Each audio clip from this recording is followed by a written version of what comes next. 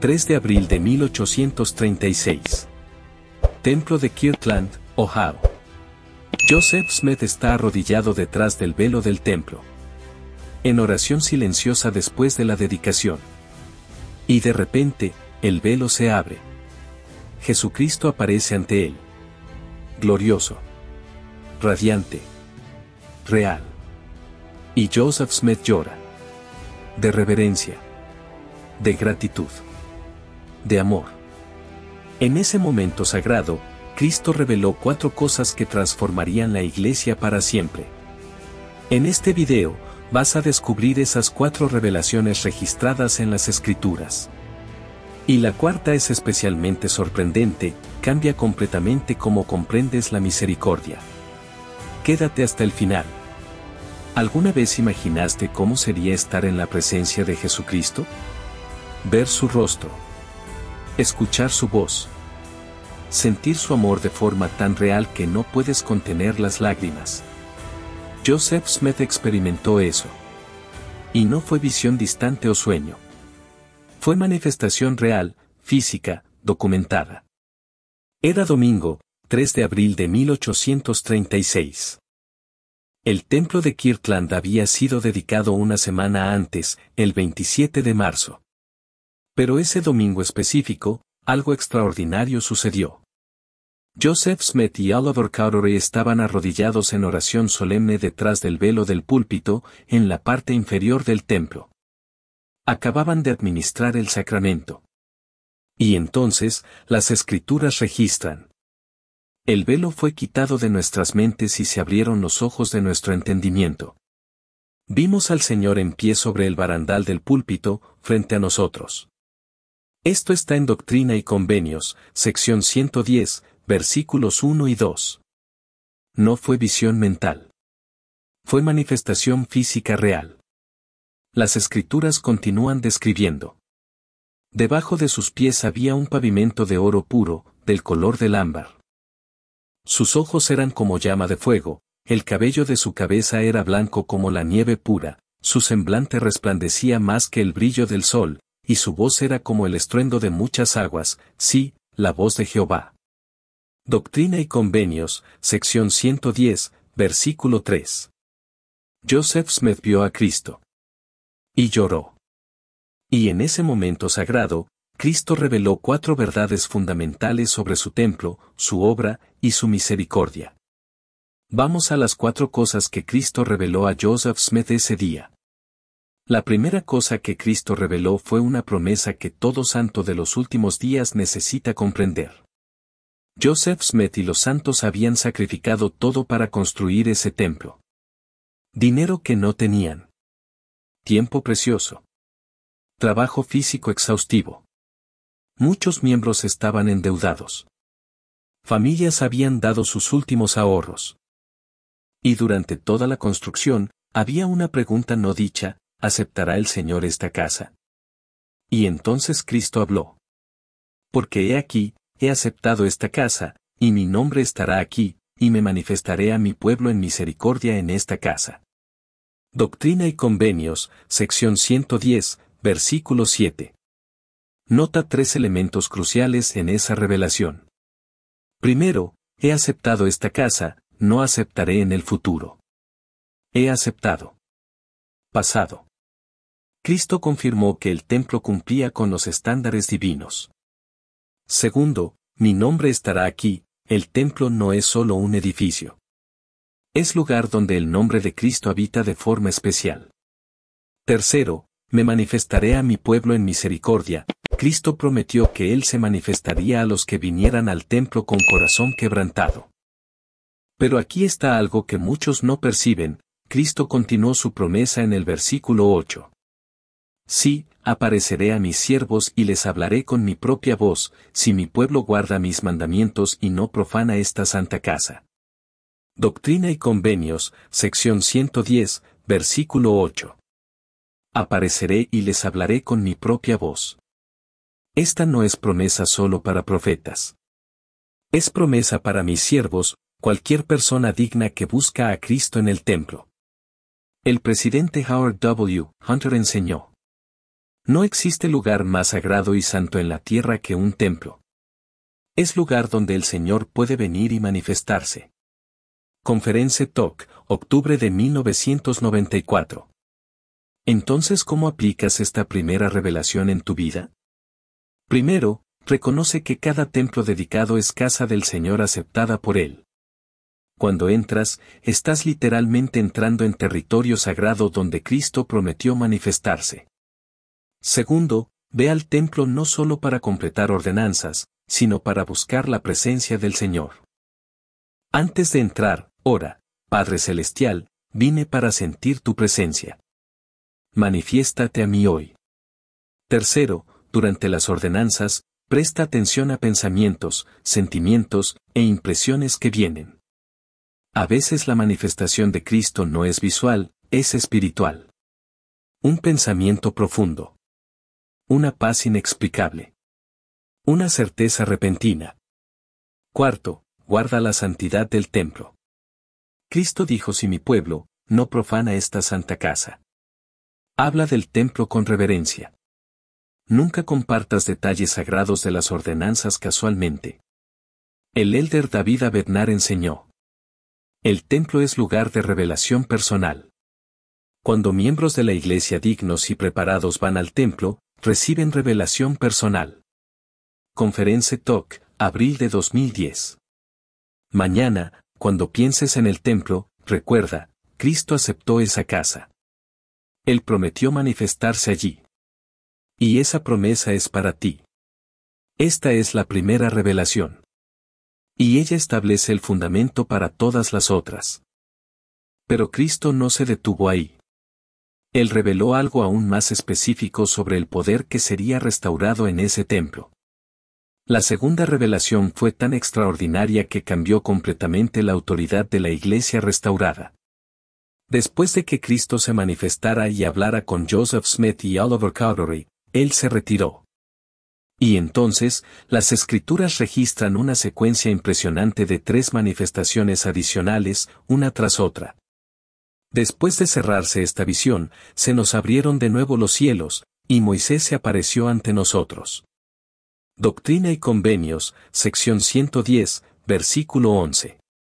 Moisés. El mismo profeta que lideró a Israel fuera de Egipto. Que recibió los 10 mandamientos en el monte Sinaí. Que tenía autoridad sobre la congregación de Israel. Y él confirió esa autoridad.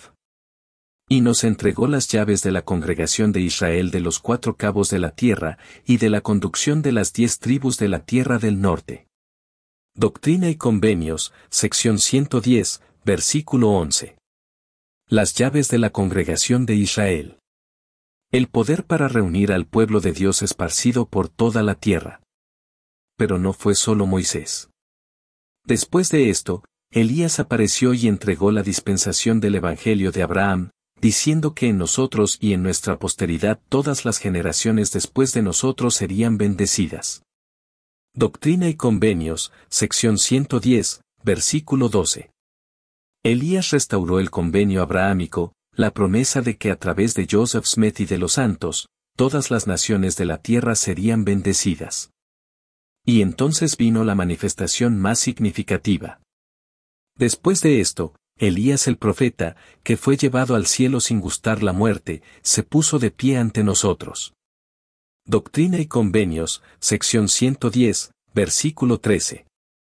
Elías el profeta, aquel que Malaquías profetizó que vendría antes del grande y terrible día del Señor. Y él reveló: He aquí, ha llegado plenamente el tiempo del cual fue hablado por boca de Malaquías, testificando que él, Elías, sería enviado antes de que viniera el grande y terrible día del Señor, para hacer volver el corazón de los padres a los hijos, y de los hijos a los padres. Doctrina y Convenios, sección 110, versículos 14 y 15. Las llaves del poder sellador. La autoridad para unir familias por toda la eternidad. ¿Por qué esta segunda revelación es tan crucial? Porque sin esas llaves específicas, la iglesia restaurada no tendría autoridad completa. Joseph Smith ya tenía el sacerdocio de Melquisedec. Pero esas llaves específicas, congregación, convenio abrahámico, sellamiento, necesitaban ser restauradas por aquellos que las poseían antiguamente. El presidente Russell M. Nelson enseñó: el poder sellador es supremo en nuestra religión. A través de ese poder, familias pueden ser unidas para siempre. Conference Talk, abril de 2019. ¿Cómo aplicas esta segunda revelación? Primero, comprende que cuando vas al templo y eres sellado a tu familia, eso no es solo ceremonia simbólica. Es ejercicio del poder real restaurado por Elías el profeta a Joseph Smith en 1836.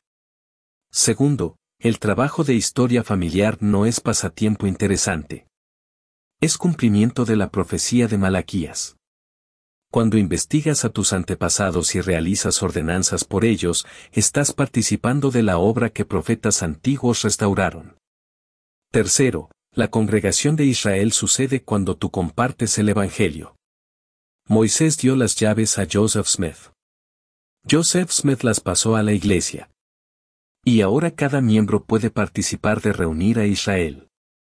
Cuarto, entiende que el convenio abrahámico, de que todas las naciones serían bendecidas, se cumple a través de mí y de ti cuando vivimos dignamente y bendecimos a otros. Esta es la segunda revelación. 3 profetas antiguos restauraron llaves esenciales del sacerdocio en un solo día. Pero antes de mostrar la tercera revelación, sobre la promesa que Cristo hizo sobre su obra futura. Antes de mostrar la tercera revelación que Cristo hizo sobre el futuro de su obra, te invito a hacer 3 cosas.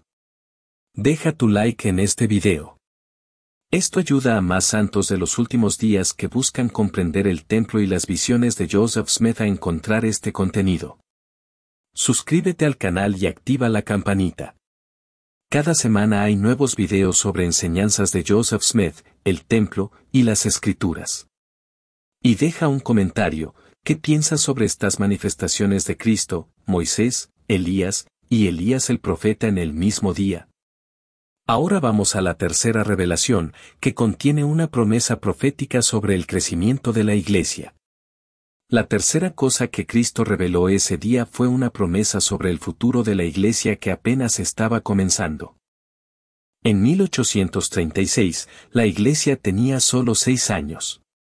Había pocos miles de miembros. Un templo pequeño en Kirtland. Persecución constante. Humanamente hablando, las posibilidades de sobrevivencia eran mínimas.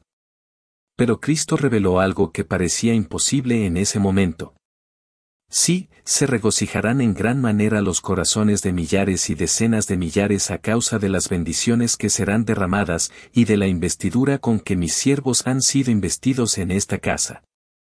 Doctrina y Convenios, sección 110, versículo 9. Nota: millares y decenas de millares. En 1836, eso parecía exageración absurda. La iglesia tenía tal vez 10.000 miembros como máximo, esparcidos en pequeños grupos. Pero Cristo estaba profetizando el futuro. Y continuó en el versículo 10. Y la fama de esta casa se extenderá a las tierras extranjeras, y este es el principio de la bendición que será derramada sobre la cabeza de mi pueblo. Doctrina y Convenios, sección 110, versículo 10. La fama de esta casa se extenderá a las tierras extranjeras. El templo, la obra del templo, se extendería más allá de las fronteras de los Estados Unidos. Para el mundo entero. Y mira lo que sucedió. En 1836, un templo, Kirtland; en 1890, 4 templos; en 1950, 8 templos; en 2000, 100 templos; en 2024, más de 350 templos operando o en construcción. Millares y decenas de millares se convirtieron en millones. La iglesia tiene ahora más de 17 millones de miembros en prácticamente todos los países del mundo. La profecía de Cristo se cumplió literalmente. El presidente Russell M. Nelson declaró: la obra del templo está acelerando a un ritmo sin precedentes. Estamos construyendo templos más rápido que en cualquier otro momento de la historia. Conference Talk, abril de 2024. ¿Cómo aplicas esta tercera revelación? Primero, reconoce que estás viviendo el cumplimiento de la profecía que Cristo hizo en 1836. Cuando ves un templo, sea en tu ciudad o en noticias de un templo siendo construido en un país distante, estás viendo la promesa de Cristo cumpliéndose ante tus ojos. Segundo, participa del crecimiento profetizado. Cristo dijo que la fama del templo se extendería. Cuando compartes tu experiencia del templo, de forma apropiada y reverente, ayudas a cumplir esa profecía. Tercero, ten fe en las promesas futuras de Cristo. Si Él cumplió esta promesa sobre templos y crecimiento de la Iglesia, que parecía imposible en 1836, Él cumplirá todas las otras promesas sobre su segunda venida y su reino. Esta es la tercera revelación. Cristo prometió crecimiento extraordinario, y estamos viendo eso suceder. Pero ahora viene la cuarta revelación, la más sorprendente de todas. Es sobre algo que Cristo dijo al inicio de la manifestación que cambia completamente cómo comprendes la misericordia. La cuarta revelación es la más sorprendente porque no es sobre templos, llaves o crecimiento de la Iglesia. Es profundamente personal, íntima, transformadora. Y muchos que leen Doctrina y Convenio 110 pasan rápidamente sobre esto, enfocándose en las partes sobre llaves y autoridad. Pero mira lo que Cristo dijo primero cuando apareció. Justo después de describir su apariencia gloriosa, las Escrituras registran que Jesucristo habló. Yo soy el primero y el último, soy el que vive, soy el que fue muerto, yo soy vuestro abogado con el Padre. Doctrina y Convenios, sección 110, versículo 4. Yo soy vuestro abogado con el Padre. Abogado. Aquel que defiende. Aquel que intercede. Aquel que está de tu lado cuando enfrentas juicio. Y entonces Cristo dijo algo que Joseph Smith necesitaba oír desesperadamente. He aquí, os son perdonados vuestros pecados, sois limpios delante de mí, por tanto, alzad la cabeza y regocijaos. Doctrina y Convenios, sección 110, versículo 5. Os son perdonados vuestros pecados. Aquí está por qué esto es tan sorprendente. Joseph Smith no era perfecto. Él lo sabía. Había cometido errores. Había momentos de duda. Momentos de debilidad humana. Y allí estaba él, a punto de recibir llaves sagradas, autoridad divina, responsabilidad inmensa. Y la primera cosa que Cristo dijo, antes de hablar sobre el templo, antes de restaurar llaves, antes de hacer promesas proféticas, fue: estás perdonado. Estás limpio delante de mí. Alza la cabeza. Cristo no esperó que Joseph Smith alcanzara la perfección para usarlo. Él lo perdonó, lo declaró limpio, y entonces le confió las llaves más sagradas. El elder Jeffrey R. Holland enseñó: la expiación de Jesucristo no es solo sobre perdonarnos. Es sobre liberarnos de la vergüenza que nos impide alzar la cabeza. Conference Talk, octubre de 2013. ¿Por qué esta es la revelación más sorprendente? Porque muchos santos de los últimos días creen que necesitan ser perfectos antes de ser plenamente aceptados por Cristo. Pero Cristo mostró lo opuesto: Él te perdona primero. Él te declara limpio primero. Entonces te invita a la obra sagrada. El versículo 5 termina con 3 mandatos. Alzad la cabeza y regocijaos. Alzad, no caminen con vergüenza, regocijaos, no vivan en culpa constante. ¿Cómo aplicas esta cuarta revelación, la más personal y sorprendente? Primero, deja de esperar ser perfecto para acercarte a Cristo. Él ya dijo: os son perdonados vuestros pecados a Joseph Smith cuando él aún tenía toda una jornada por delante. Él te dice lo mismo a ti. Segundo, cuando vas al templo, ve con la certeza de que Cristo es tu abogado. Él no está allí para condenarte. Él está allí para defenderte ante el Padre. Tercero, actúa basado en el perdón recibido. Cristo dijo: alzad la cabeza. Deja de caminar encorvado por culpa y vergüenza. Si te arrepentiste sinceramente, eres limpio delante de Él. Cuarto, comprende que la santidad no es ausencia de imperfección, es disposición de arrepentirse y seguir adelante. Joseph Smith no era perfecto cuando recibió las llaves. Tú no necesitas ser perfecto para servir en el reino de Dios. El presidente Dieter F. Uchtdorf enseñó: la iglesia no es museo para personas perfectas. Es hospital para aquellos que saben que necesitan sanación. Conference Talk, abril de 2013. Si estás cargando vergüenza de errores pasados, si sientes que no eres digno de acercarte al Salvador, recuerda lo que Cristo dijo a Joseph Smith ese día sagrado. Os son perdonados vuestros pecados. Sois limpios delante de mí. Alzad la cabeza y regocijaos. Esta es la cuarta revelación. Y es la más sorprendente porque es la más misericordiosa. Ahora vamos a recapitular esas 4 revelaciones sagradas. Recapitulando las 4 cosas que Cristo reveló a Joseph Smith en el templo de Kirtland del 3 de abril de 1836. Primero, Cristo aceptó el templo y prometió manifestarse a aquellos que lo buscan con corazón puro. Tienes acceso a la presencia del Señor en los templos.